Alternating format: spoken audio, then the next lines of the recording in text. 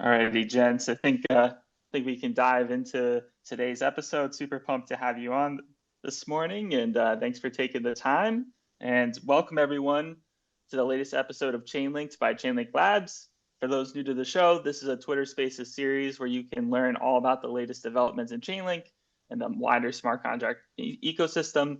Today, we're diving into what's possible in the world of DeFi and Polygon, alongside one of the innovators of the ecosystem and Chainlink Proof of Reserve integrators, Cash Gold.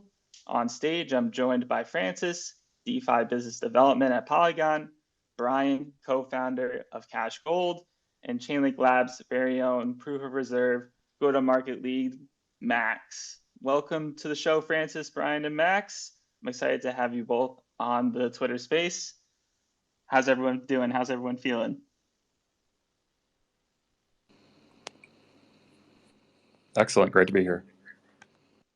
Good. How are you guys doing? Doing well. We'd love to start off this conversation with introductions for the listeners. Max, I think this is a good opportunity to start off with you. Could you give us a little bit of an overview about yourself and your role at Chainlink Labs? Yeah, thank you, Bryce, and glad to be here, guys. My name is Max Melcher. I'm the go-to-market lead for a solution called Proof of Reserve. It's something we at Chainlink Labs have been working on for the last 2 years. I know a lot of people probably heard about it a lot more in the last 2 weeks. And what I do day to day is drive the direction of the solution. So that involves working with token issuers who are looking to increase their transparency and security, working with Chainlink node operators to run these feeds, and finally, I get to work with the DeFi protocols who are looking to secure their platforms by integrating these feeds. Thanks, Max. Yes, vital role in today's world, and excited to have you on the stage. And we'll dive into a little bit around Proof of Reserve a little bit later in today's episode. Francis, I would now like to turn it over to you. We'd love to dive into your background as well. I'm curious, like, how did you get into the blockchain industry, and what led you to become the DeFi BD lead at Polygon? Hey, thanks for having me as a speaker. Yeah, so I'm from the Polygon DeFi business development team, and at Polygon, we are always on the lookout for innovative and path-breaking projects to launch on Polygon. And so in Polygon, we are currently seeing a lot of projects who are building on real-world assets, bridging them on chain. And that's something which we are really bullish on Polygon. We see that is where integrating with stable coins, getting feeds from real life, there is a big opportunity out there where projects can build and bring yields out there to people. And Chainlink is doing a very good job at integrating that. I've been at Polygon for now around 7 to 8 months. I got into blockchain. Of course, I think everyone gets in here, through Bitcoin. Yeah, that's how I got in here. But then, till 2020, on crypto Twitter, that's pretty much how I got into, blockchain and, the entire DeFi space. And I'm despite all what's happening, I still remain, I'm very optimistic about, what DeFi brings and the opportunities which is there. Thanks for that, Francis. Yes, I as well got into the space through Bitcoin. I think it's a pretty common route. You did start to dive into a little bit about Polygon as well. I'm sure we have a lot of folks in the audience who don't even know what Polygon is, what it does for the ecosystem. Could you give us a high-level overview of Polygon and the significance it has in the blockchain space? Sure. But I do hope everyone, kind of does know what Polygon does, because, we do, our number one objective, is adoption at Polygon. So, the thing which we all work relentlessly is towards getting more and more people, involved in blockchain, whether even if they are not directly interacting with smart contracts. Now, to give an overview of Polygon. Polygon's ethos is mainly aligned with the Ethereum communities, decentralization, building smart contracts, and Polygon's, the correct way to describe Polygon is like an Ethereum scaling solutions. So we have the POS chain, which is the one, I think it's probably it has more protocols. After Ethereum, it is probably the most vibrant ecosystem out there, both in DeFi and NFTs. And yeah, and currently, the team, has had major success, especially, integrating with Reddit NFTs. Instagram's launching their NFTs on Polygon. We got all major DeFi protocols. And Polygon, Polygon is, Polygon has, lower transaction fees, and it's just a faster way to interact with all crypto protocols. Yeah, so that's pretty much an overview of Polygon. That's awesome. Yeah, no, it's very impressive, like in terms of the amount of adoption you guys are seeing with real world, like you mentioned with Reddit. That's extremely based. Like what do you view as like the main unique aspect of Polygon, or like the differentiator in the crypto space? Why do you think so many projects are jumping on board and using your solution? I think the major reason, so for us, adoption is actually the North Star. So we do see, so whenever we work backwards from that, and we see that, what are the unique, use cases which already exist out there, where, the blockchain things, make a lot of sense. So that's how digital collectibles, it's now, has become like the important way, in which people interact. And if you would go back 6 to 7 months, we also lived in a world where there was extremely, high gas fees, $50 to $70 to interact for a swap. So I think this is the first way in which, users get to interact with the, multiple protocols without, spending a lot of money. And even for developers, what we see, right? Developers can actually test in production with Polygon. Like, it's, the same code, they can deploy it. And every developer, is now using Polygon as a GTM, like go to market with Polygon, easy to get user feedback. And there's very strong stablecoin liquidity on Polygon, which enables, off-ramp, on-ramp, and interaction with multiple. So we are, we also say it, I'm from the BD team, and we say that, the BD here stands for builder development. So that's typically our focus, so that, all innovative, it's permissionless building, anyone who is building, we all want them to build on Polygon first. That's pretty much what drives us. Yeah, I'm curious too, like, do you guys see like a lot of developers start with NFTs and then gravitate towards DeFi? Okay, so sure, what we see currently is that, for example, the young innovative teams, especially coming from hackathons, they are building on NFT projects, Polygon ID, NFT finance. That's, what I have seen, the younger teams.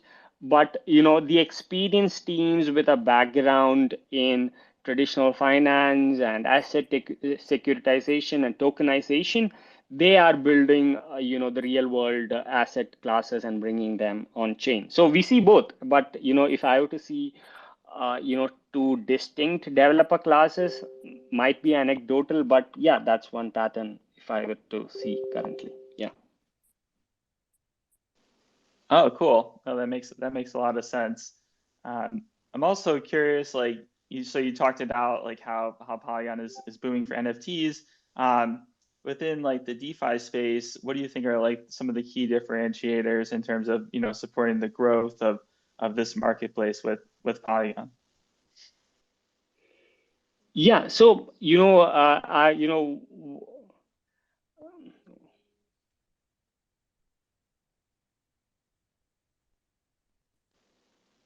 Still there, Yeah. Francis? So if we see on Polygon, we all have, tier one protocols, for example, Uniswap V3 is very successful on Polygon, Aave, and, multiple other, native protocols, Polymarket for prediction markets, QuickSwap is another, DEX is V and options protocols, Polysynth and Syncode. So the entire suite of DeFi product, and gains, all protocols are available on Polygon, and we have a vibrant, DeFi community out there. And what I would say that, distinguishes, Polygon is that, the sheer variety of projects. So if you see our projects, the TVL, if you were to use as a measure, it is not concentrated on one or two projects. It is spread out on multiple projects. So, and we are always, on the lookout for more, options, yield, DEX aggregators, DeFi farming, all protocols is there on Polygon. So it's a vibrant, ecosystem itself. And, to give an example, for example, the Uniswap V3, products which are built on top of, the asset management, it's very strong on Polygon. So I think large variety of projects and distributed across. So that's what's happening in Polygon DeFi, and we are seeing more and more projects coming on DeFi, on Polygon as well. Okay, yeah. So you guys are seeing a lot of diversity within the ecosystem. I'm also interested in like your future roadmap and growth plans for DeFi. Are there like specific use cases that you guys are focused on right now? And I'm also curious, like what are you personally like most excited about that will be enabled by technology that you guys are working on? Yeah. So I think to be honest, we really, me personally as well, bullish on the real world assets, bringing them on chain. Recently we, published an 80-pager, research document on real world assets. I think bringing on-chain assets, off-chain assets on-chain is something which we are focused, because that's, sticky and, brings more diversification and hopefully less correlated with the entire, DeFi space. So that's what we are working on. I do think that, every, country out there can build a DeFi protocol which is concentrated on, real world assets. So that's something which we are working actively at Polygon and DeFi, and getting more and more projects on board that one. So for example, Teller is like a strong marketplace for RW assets, if to give an example, and there are a lot of projects who are building, in that direction, all building on Polygon. Amazing. I look forward to seeing the new innovation that you guys are launching in the coming months and in 2023. Max, would love to kick it over to you as well when talking about Polygon. How have you seen the integration between Chainlink and Polygon evolve kind of over time? Absolutely, yeah. I think people may forget, but Polygon was Chainlink's first native integration after Ethereum. And so, it's a massive step going from 0 to 1. Everyone talks about that, but I think it's also quite large going from 1 to 2. And having worked with the Polygon team, I can confidently say it's difficult to find a better team to grow with and scale with than the Polygon team. The expertise, talent, support, it's all first class. Francis mentioned adoption. It's clear developers feel this way too. And, as a result, Polygon has been one of the first chains that Chainlink integrates new solutions like automation, VRF on. And now we're seeing the expansion in proof of reserve on Polygon. That's amazing. And Francis, like from your perspective, kind of looking at your product roadmap and growth plans, what is the role of an oracle such as Chainlink in achieving them? And from like your point of view, how does Chainlink help developers build on Polygon?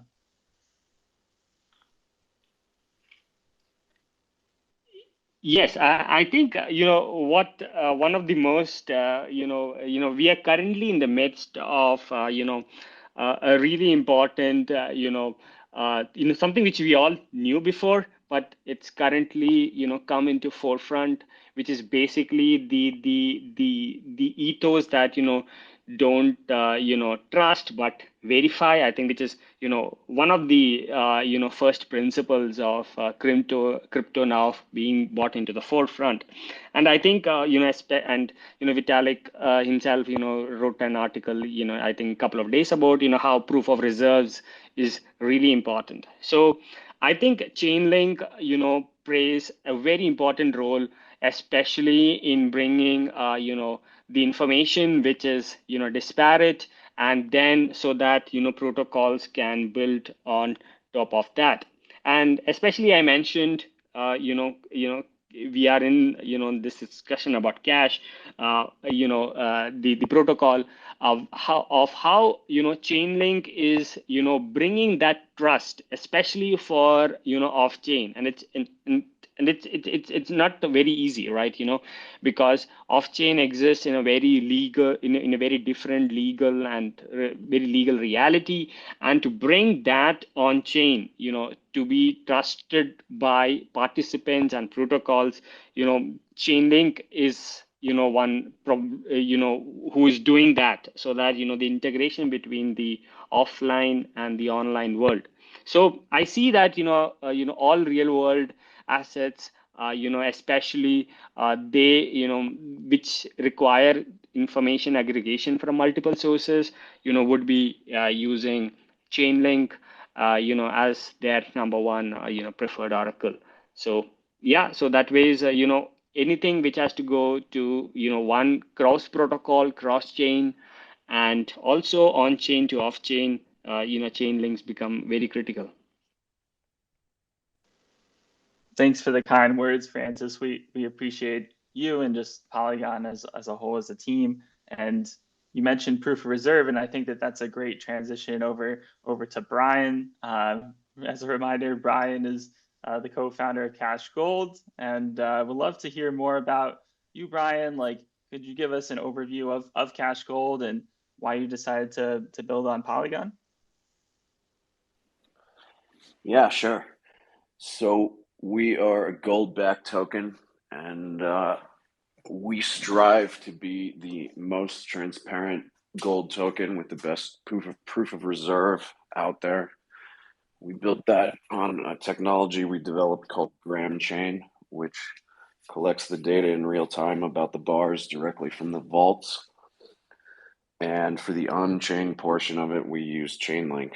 We chose to build on Chainlink because they're just clearly the market leader in oracles and putting real world data on chain. They have an unparalleled reputation with that, and it's just the clear choice. Likewise, I think Francis covered most of the reasons we chose to build on Polygon. It has a great adoption. It's EVM compatible, so it was easy to port our technology over. And also it has a permissionless bridge, which is important because of the nature of our token. We have fees to cover the custody costs of the gold, and it's not fully ERC20 standard. I mean, well, it is, but it has some non-standard features around the fees. So we had to be able to build our own bridge, and Polygon allowed that. Awesome. Thanks for that background, Brian. And Max, I mean, from your perspective, what has it been like working with the Cash Gold team to integrate proof of reserve? Yeah, they're an incredible team. Brian, who's here, Diaz, we've had the opportunity to work with a lot of their team members through this integration. One of the important components for any proof of reserve, Chainlink proof of reserve integration we do is utility. And one of the things about Cash is before you even spoken to them, they had the secure minting functionality in place and ready for an oracle. And when I say secure minting, maybe I should explain that, but it's the on-chain functionality that requires in any mint or increase in total supply that new total supply is less than or equal to their reserves. So that security check can be done on-chain transparently. So it was clear that this team was already, thinking about this actual security. And technology-wise, they're also very impressive. I mean, I think we're talking a lot about tokenizing real-world assets. In my mind, this is done on a scale of trust minimization. Their data partner, Gram Chain, they use is able to deliver this data in a high quality, attesting to their reserves. Every bar is scanned, weighed, photographed, and available in their online explorer. And I think they are really on the leading edge of transparency when it comes to asset issuance. Wow, that's kind of crazy. Like being able to scan all the bars, photograph everything. Like Brian, I'm curious, like from your perspective, what was it like to get this whole thing set up? Like, what was like going on behind the scenes? If you could give us some like inside scoop. Yeah, sure. Well, I really have to give all the credit to the other founder of Cash, Gregor. He's the one that brings all the knowledge and experience from the precious metals and vaulting industry. He actually built his own vault and his own vault management system, I guess about 8 years ago. And they really built their entire business and their vault around transparency. And so he was able to lend the knowledge and expertise to really just kind of port over what they're already doing to blockchain technology. And that's what we worked on first. Instead of just trying to create a gold token, we had to build a way to track it transparently first, and then put the token on top of that. Yeah, no, 100%. And I mean, Brian, from your perspective, a lot of people say like Bitcoin is digital gold, and your team is like literally bringing gold on chain. Like, do you have any plans to do this with any other assets, or just even like hypothetically, like where do you see like the possibility of proof of reserve and kind of the base foundation that you guys have built expanding into the future? Yeah, absolutely. We built it to really work for any type of asset. It's just kind of that gold is the most obvious one to start with, but we're already working on porting the technology over to work with non-fungible assets so that we could tokenize things like art or watches or really anything you can imagine. And of course, it would work for other precious metals, for silver, platinum, and potentially other commodities. It really works with very little modification for anything that you can put in a vault or a secure warehouse. Oh, interesting. So if someone had like a watch collection, you would like scan each one, take pictures, and then put it on chain, something like that. Yeah, absolutely. And then of course, from there you could do things like fractionalize the NFT and sell shares if it's a very valuable piece of artwork or very valuable watch. That's extremely based. I'm curious, like can other people like approach you guys and like you help them build out these solutions, or is it something that you guys are doing only in-house, like kind of keeping these projects internally? No, absolutely. We have decided earlier this year that we're going to make our technology available as a white label service to anybody else that wants to tokenize anything, really. Kind of like Chainlink provides infrastructure for blockchain projects, we want to provide infrastructure for anybody that wants to tokenize any type of real world asset. That's awesome. And I mean, you've covered a lot of stuff that you guys are working on in the future, but maybe for the listeners, like what can they expect out of Cash Gold in say like the next 12 months? Is there something that they should be looking out for? Yeah, I think we should be able to get the NFTs live in 2023, hopefully toward the first half. We're also, that's kind of tied together with a vault, a new vault that Gregor's working on. He's building what is probably the largest vault in the world, or maybe close to it. It's 180,000 square feet, and it's going to have a lot of specialty vaulting space for artwork, watches, and other types of alternative assets. It's going to have office and event spaces. It's a bonded facility, so you can store things in there tax-free as long as you don't remove it from the vault. And it's going to have facilities for auctions, all kinds of stuff. So we hope to launch those two things together in 2023. Wow, that's massive. Like, congrats to the team. I really look forward to seeing pictures or video if there's anything available like that in the future. Yeah, if you go to the reserve.sg, you can see some videos and renderings of what the project's going to look like when it's complete. It's under construction right now. So if you go to the reserve.sg, you can see all the details on it. Definitely, I'll check it out for everyone. That's reserve.sg. And would love to transition the conversation more to like a panel style for all three of you guys on stage. I have a few kind of general questions. You know, as like the Web3 industry like continues to gain adoption, I'm curious how everyone here kind of envisions the role of DeFi and secure oracles evolving over time. Like, Francis, would love to start with you. Like, what's your vision for like how DeFi and oracles will expand in the coming years or evolve?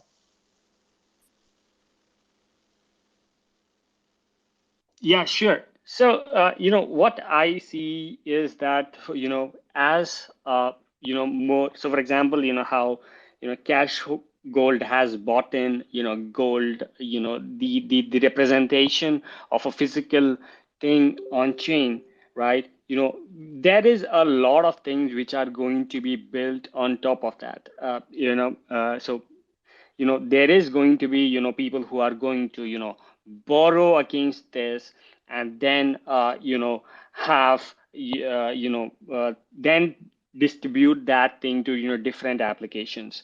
So, the composable nature of DeFi, right? It enables so many permutations and combinations which we haven't, imagined. So the more amount of assets which we bring on chain, we're going to see lot of more use cases come here, right? So for example, even in MakerDAO, and we have seen DAI being minted against real world assets. So as we go forward, what I would typically would like to see is that more DAOs, etc. Adopt real world assets into their treasury, and then build on top of that. So that's something which I think is possible with assets coming on chain, right? DAOs holding physical assets, they deploying their yield from DeFi into the real world. For example, financing renewable assets, renewable energy. So all that kind of, and to be honest, these are the kind of projects who are building on Polygon also, like, building out of renewable energy sources in emerging markets, financing of trade, etc. So I think it's a great in that direction, and we will see more work coming from Polygon and multiple other projects who are building that way. Yeah, DAOs holding physical assets could be huge. Max, I see you unmuted your mic. Do you want to say something? Yeah, I mean, I think Francis is right. I didn't say this, but I think it's true that without real-world assets, DeFi will largely continue to be a circular economy. So I think there's benefits on top of these real-world assets being tokenized. You have fractionalization, programmability, extensibility, which is what we see with Cash Gold. Minting on Ethereum and bridging to new networks entirely, like Polygon.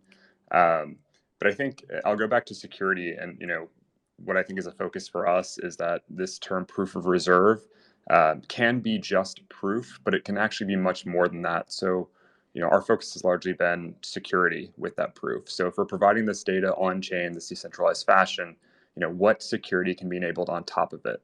And almost every real world asset carries some trust. But how can we reduce that trust? What programmatic security mechanisms can we put in place, circuit breakers, mint lock, to enable security that the users don't even have to see, but they're protected with? And I think it can do more than just provide confidence to the ecosystem. And so I think we'll see more and more protocols as these real world assets come on chain, create these feeds and these trust minimization tools, not just for themselves, but for the other protocols that choose to accept those assets. So, Francis was mentioning all the DeFi protocols on Polygon. They will likely be engaged in taking in Cash Gold as a deposit asset. They can protect themselves and their users by leveraging these security tools, these feeds, to ensure appropriate collateralization at all time. I think that's the real strength and value of secure oracles evolving over time with these real world assets. Yeah, and Brian, like from your perspective, it seems that everyone is pretty pro bringing real world assets on chain. I imagine that you're thinking that that's the future as well.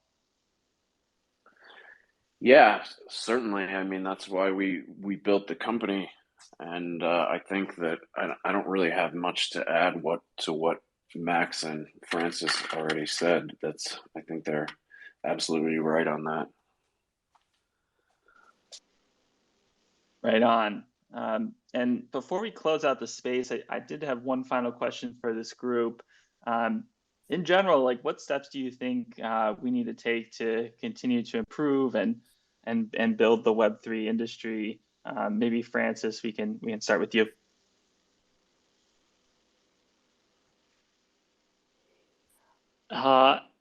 Yeah. So I mean, see, I think on DeFi, especially people who are working on, I think it's important for people to first go through the have the idea of self custody. I think it's already been discussed. That's one, and also to first before going fully convinced on a project, probably sit over it, try it once, then I personally use this, try to understand why this protocol works. What do you like it? Instead of Twitter, it's a place of big FOMO, and it drives you quickly into narratives. I think, and also not think from the principle of that how to get rich fast, but maybe like to be how to get rich slow, maybe, right? And first of all, let's all understand why we are here. We're here one, in a way, to bring financial freedom, and the digital asset property rights to most of the people. I think that's the major probably the ethical reason why we should all be in that space. I think we should all once in a while be check ourselves on that fact. I think that's the one. And then also to try also to figure out that in this crypto Twitter runs really fast. Who are the people who are putting out a genuine point of view versus trying to quickly jump on a narrative and carry a lot of people and see who is engagement farming. So I think this is a great time in which to be equally engaged, but not to act really fast, right? I think taking it slow and being more thoughtful is probably yeah. I think it was an a surprise question. Probably I rambled, but yeah. So, but that's basically my view on this.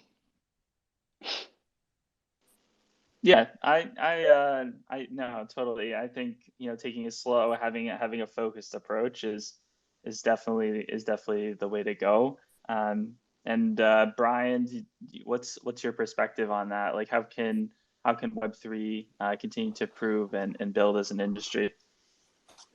Well, I think the topic of the discussion is the answer. Proof of reserve. It applies not only to real world physical assets. It also applies to all these digital assets. This is the purpose of blockchain, for things to be transparent, public, trustless in real time. So I think that it needs to become a universal standard across the industry. There are some exchanges that are real leaders in that for assets that are not necessarily real world, like Kraken and BitMEX have pretty good technology in terms of their proof of reserve, and I think that really needs to become a universal standard across the industry. I'll just chime in on that. I think Francis made a great point. Understanding how the protocols you're using work, that's one thing. But I'll also add on top of that is understanding how the assets you use work. So, these real world assets that we're seeing on chain, these wrapped assets from another chain, understanding how they operate, what their security principles are, what additional tools are available to ensure their security. We have real world assets where the reserves are only attested once per month. And this is in a space where I think the Polygon block time is, somewhere around like 2 seconds, somewhere around there. So I think we can do much better from a, security standpoint on the asset side, but it really comes from users getting more educated on the assets they're using and demanding the same transparency across the board. I said this before, but the way to get the next 100 million users to crypto isn't some new flashy feature. It's creating secure systems that prevent people from losing money. And so I'm optimistic that what we can do to improve and build the Web3 industry is really enabling those secure systems. Yeah, it definitely seems like we are all on the same page that proof of reserve is needed to propel Web3 to the next level, and just appreciate all of you guys taking the time to come out and speak with us and educate the audience around proof of reserve, around Polygon, or around DeFi. We'll start with Francis. Francis, where can people find you online? Like, where can people follow Polygon? I see like the Polygon main account is in the Twitter space. I see the Polygon DeFi account is on stage. Those are great places to start as well. Yeah, so the best, my DMs are always open. So any team which is building out on Polygon, just DM me. I'll try my best to give the fastest response. So Polygon, yes, the main channel has gone really popular. So that's why we started a subset for the Polygon DeFi. Polygon DeFi is specifically focused for people who are keen on DeFi side of Web3/crypto, and I think every week we have by in collaboration with Block Bytes, we have a summary which is like a short video on what's happening. That's pretty much the best way to keep in track with what's happening at Polygon. Right on. For everyone, that's Block Bytes. Definitely check it out. It's pretty based.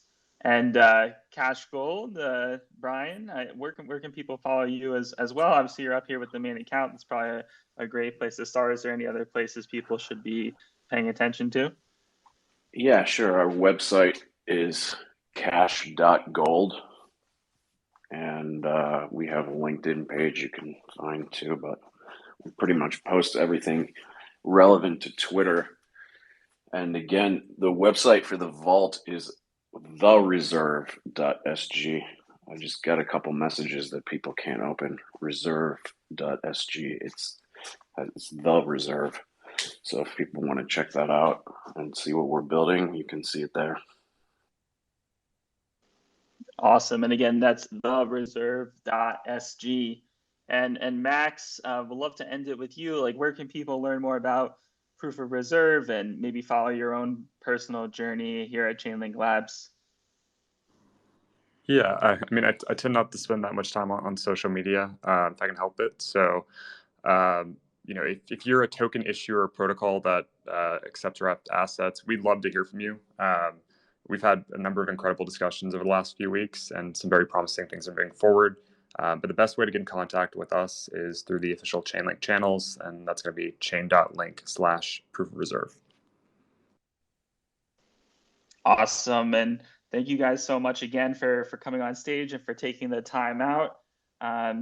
Appreciate it. And I hope you guys have a rest of your day, afternoon, or evening, wherever you're at.